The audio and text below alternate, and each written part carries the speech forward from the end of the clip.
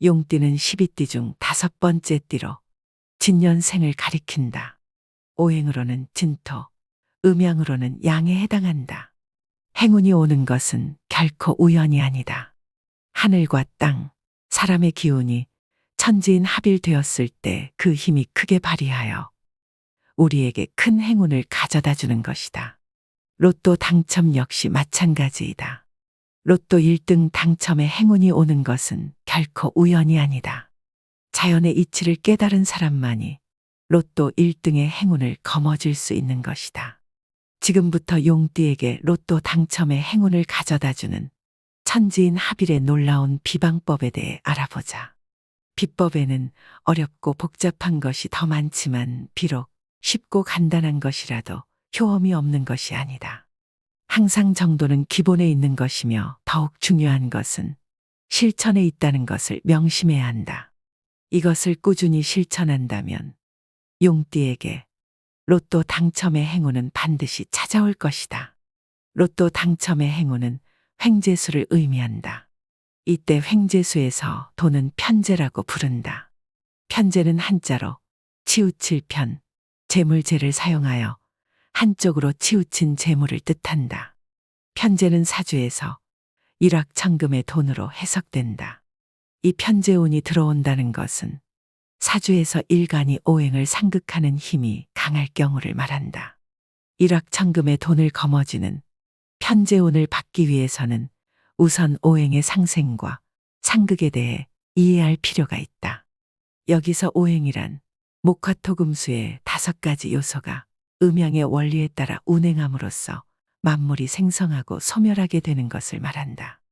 오행의 이 5가지 요소는 서로 상생과 상극이라는 2가지 상호작용을 통해 서로 영향을 주고받으며 순환한다. 오행의 상생과 상극을 자세히 풀어보면 다음과 같다. 상생은 한 요소가 다른 요소를 도와주고 성장시키는 관계이다. 나무는 불 속에서 활을 타오르며 불을 살려준다. 목이 활을 생하게 하니 목생화이다. 불은 무엇이든지 재가 될 때까지 태워 흙으로 돌아가게 한다. 화가 토를 생하니 화생토이다. 흙은 억겁의 시간을 견디며 흙 속에서 바위나 금속이 생겨나게 한다. 토가 금을 생하니 토생금이다. 바위는 스며드는 물을 품어 정화시키고 다시 바위 틈으로 맑은 샘물이 솟아오르게 한다. 금이 수를 생하니 금생수이다. 물은 나무를 살리고 성장시킨다. 수가 목을 생하니 수생목이다. 상극은 한 요소가 다른 요소를 이기고 억압하는 관계이다. 나무는 흙에 뿌리를 내려 흙을 가르고 파헤친다. 목이 토를 극하니 목극토이다. 흙은 흘러가는 물을 막아 억압한다. 토가 수를 극하니 토극수이다. 물은 타오르는 불을 이겨 꺼지게 한다. 수가 화를 극하니 수극화이다. 불은 금속을 녹여 제압한다. 화가 금을 극하니 화극금이다. 금속은 나무를 찍어 쓰러뜨린다. 금은 목을 극하니 금극목이다. 이렇게 사주에서 일간이 오행을 극하는 경우 편재운이 들어오고 일확천금의 행운이 들어오는 것이다. 로또 복권의 당첨금은 숨겨져 있는 재물을 의미한다. 거액의 돈이 사람들의 눈을 피해 땅속 깊은 곳에 꽁꽁 숨겨져 있는 것이다. 그렇기에 로또 복권 당첨금은 흙의 기운을 가졌으며 오행으로는 토에 해당한다. 오행의 순환 원리에서 토를 극하는 것은 목이다. 나무는 흙에 뿌리를 내려 가르고 파헤친다. 목 기운을 이용할 줄 아는 사람만이 흙을 파헤쳐 땅속 깊은 곳에 숨겨진 재물을 찾아 꺼내고 자신의 것으로 만들 수 있는 것이다. 이제 자연의 이치와 만물의 순환 원리를 이해했으니 이를 이용하여 땅속 깊은 곳에 숨겨진 재물을 꺼내 올리는 구체적인 방법에 대해 알아보자. 첫 번째, 토를 극할 목을 찾아야 한다. 일상에서 가장 쉽게 구할 수 있는 나무는 종이다. 종이는 나무로 만들었으니 오행으로 목에 해당한다. 그러나 얇디 얇은 종이 그 자체는 아직 아무 힘도 발휘하지 못한다. 종이가 나무로서 땅속 깊은 곳까지 뿌리를 내리고 흙을 파헤치려면 강한 기운을 불어 넣어야만 한다. 먼저 자신이 태어난 해에 천간이 상징하는 색의 종이를 준비한다. 이는 하늘의 기운을 받기 위해 그러하다. 하늘에 존재하는 길을 갑을병정, 무기경신, 임계라 하여 10가지가 있다. 무진년은 60갑자로 헤아리면 5번째 해이다. 천간이 무이고 지지가 진인 해로 황색을 상징한다. 무진생은 1928년, 1988년 황룡의 해에 태어난 사람이므로 노란색 계열의 종이봉투를 준비한다. 경진년은 60갑자로 헤아리면 17번째 해이다. 천간이 경이고 지지가 진인 해로 백색을 상징한다. 경진생은 1940년, 2000년 백룡의 해에 태어난 사람이므로 흰색 계열의 종이봉투를 준비한다. 임진년은 60갑자로 헤아리면 29번째 해이다. 천간이 임이고 지지가 진인 해로 흑색을 상징한다. 임진생은 1952년, 2012년 흑룡의 해에 태어난 사람이므로 검은색 계열의 종이봉투를 준비한다. 갑진년은 60갑자로 헤아리면 41번째 해이다. 천간이 갑이고 지지가 진인 해로 청색을 상징한다. 갑진생은 1964년, 2024년 청룡의 해에 태어난 사람이므로 파란색 계열의 종이봉투를 준비한다. 병진년은 60갑자로 헤아리면 53번째 해이다. 천간이 병이고 지지가 진인 해로 적색을 상징한다. 병진생은 1916년, 1976년 정룡의 해에 태어난 사람이므로 빨간색 계열의 종이봉투를 준비한다. 두 번째, 자신이 태어난 해의 지지가 상징하는 반한살 방향을 알아야 한다. 이는 땅의 기운을 받기 위해 그러하다. 땅에 존재하는 길을 자축인묘, 진사오미, 신유수레라 하여 12가지가 있다. 이것은 땅을 지키는 12지신을 의미한다. 용띠의 지지인 진의 반한살 기운이 머무는 자리는 북쪽과 동북쪽 사이의 북북동 방향이다. 시계 방향의 한시 방향으로 이해하면 될 것이다. 집 중앙에서 나침반을 들고 방위를 측정하면 된다. 나침반이 없을 경우 핸드폰 나침반 어플을 이용해도 좋다. 반한살은 한자로 움켜잡을 반, 말 한 장 안을 쓰며 말 한 장을 움켜잡은 대로 말이 잘 따라가게 되니 내가 바라는 대로 말을 잘 듣는다는 의미가 있고, 이는 재물이 들어오면 내가 바라는 대로 움켜잡는다는 뜻이다. 이처럼 반한살 방향은 돈, 재물과 관련이 깊은 방향이 된다. 반한살은 인생의 여정에서 어려움과 고비를 극복하고 마침내 안락한 위치에 도달하여 자신의 삶을 돌아본다는 의미도 내포하고 있다. 따라서 반한살은 역경 후에 찾아오는 풍요와 행복을 보장해주는 방향이라 생각하면 된다. 이처럼 반한살은 재물을 부르는 방향인 것이다.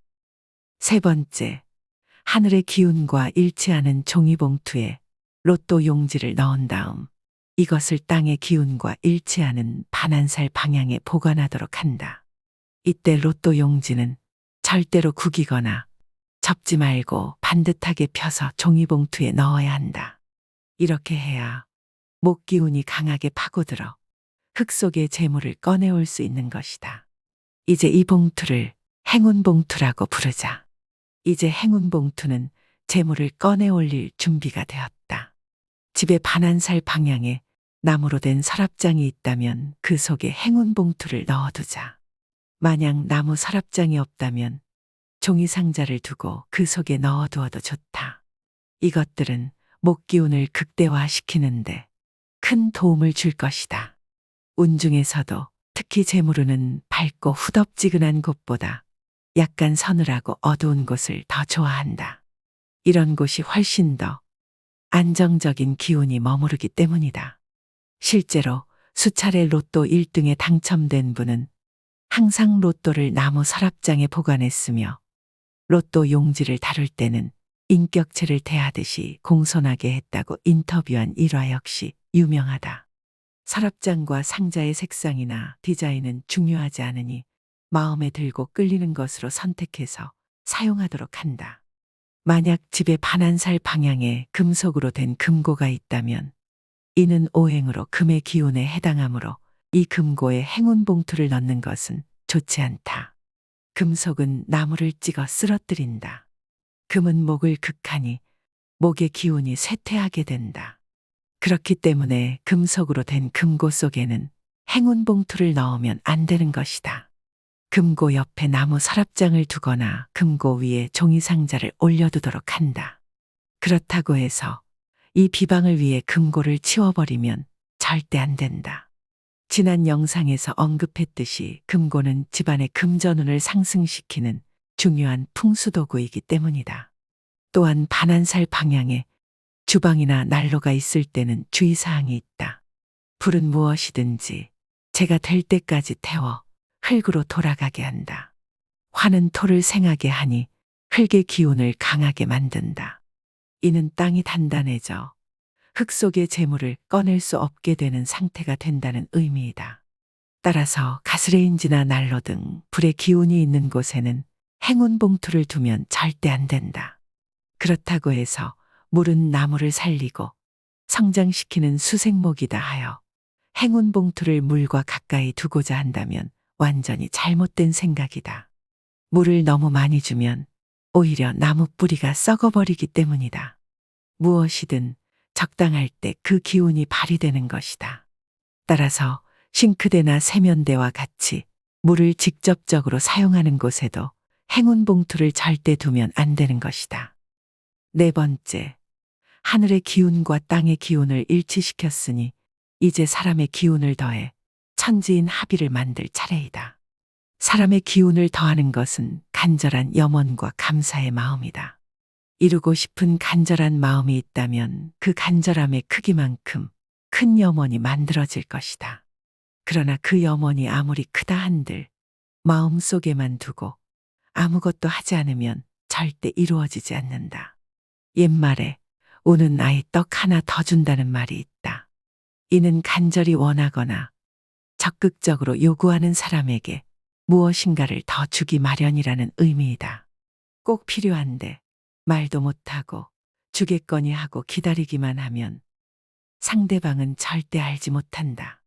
상대방도 필요 없겠거니 하고 결국 아무것도 주지 않게 되는 것이다. 똑같은 아이지만 우는 아이에게 더 손길이 가고 더 마음이 가는 법이다. 얌전하게 있는 아이는 억울하겠지만 그것이 세상의 이치인 것이다. 하늘이 알고 땅이 알 때까지 적극적으로 요구하자. 내 속에 있는 간절함이 얼마나 큰지 보여줄 차례이다. 먼저 행운 봉투 겉면에 당첨금이 생기면 꼭 하고 싶은 일, 베풀고 싶은 일, 갚고 싶은 일 등을 구체적으로 적자. 그리고 반드시 이루어진다고 확신해야 한다. 반신반의하는 마음이 아니라 결정적인 믿음이 있어야 한다. 자꾸 물러서는 마음이 든다면 이는 처음부터 잘못된 것이다. 온몸과 온 마음을 다해 진심으로 간절히 원해야 한다. 억지로 지어내는 마음이 아니라 마치 목마른 사람이 물을 찾듯이 진심에서 우러나는 간절한 마음으로 전심전력으로 매달려야 한다. 지난 삶을 버리고 새롭게 거듭나겠다고 굳게 맹세하며 간절하게 기도해보자. 기도는 가능한 한 매일 같은 장소, 같은 시간, 같은 방법으로 하는 것이 좋다. 작은 물방울이 단단한 바위에 구멍을 내듯이 간절한 마음으로 정성스럽게 계속 기도한다면 이루고자 하는 것은 반드시 이루어질 것이다. 이번 주에 당장 당첨되지 않았다고 포기하지 말고 로또 1등 당첨의 행운을 거머쥘 때까지 계속해서 기도해야 한다. 내가 얼마나 간절한지를 보여주어야 하는 것이다. 몇 번이고 찾아와 부탁하는 사람에게는 반드시 마음이 기울어지는 법이다. 또한 불평하는 사람에게는 항상 불평할 일이 생기고 감사하는 마음이 넘치는 사람일수록 감사할 일이 자꾸 생긴다. 작은 덕이나 큰 덕이 생길 때마다 감사함을 절대 잊어서는 안 된다. 나를 도와준 그 사람에게, 그 환경에, 그 자연에 잘 이겨낸 나 자신에게 항상 감사할 줄 알아야 한다. 작은 복에 감사할 줄 아는 사람에게는 하늘도 감동해 반드시 큰 복이 내려진다는 것을 잊지 말자.